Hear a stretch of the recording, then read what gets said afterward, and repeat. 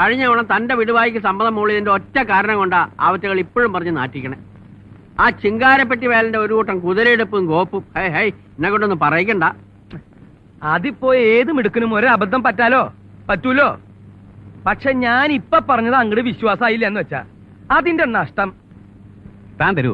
അയ്യടെ മോനെ കാശ അവിടത്തേക്ക് അത് പിന്നീട് ബോധ്യപ്പെടും. പാലക്കാട് മൈതാനത്തിൽ വെച്ച് നേരിട്ട് കണ്ട് എനിക്ക് ബോധ്യപ്പെട്ടതാ. കുമാരി കനകപ്രഭ ആൻഡ് പാർട്ടിയുടെ നൃത്യങ്ങൾ എന്ന് പറഞ്ഞപ്പോ തന്നെ ആളുകളുടെ ഒരു ബഹളേ. ഇവിടത്തെ അത്രയും പ്രായമുള്ള ചേട്ടന്മാര് വരെ കിടന്ന് തുള്ളുകായിരുന്നില്ലേ, ജനം കിടന്ന് അങ്ങടെ എരമ്പായിരുന്നില്ലേ. എന്തായാലും ഇപ്രാവശ്യം വടക്കുംപുറത്തേറെ തറ പറ്റിക്കണം. അപ്പൊ അത് തന്നെയല്ലോ തന്നോട് ഈ നേരം വരെ പറഞ്ഞത്. ആ പെണ്ണുണ്ട് ഇവിടെ പരിപാടി തല്ലിപ്പൊളി ആക്കോടോ.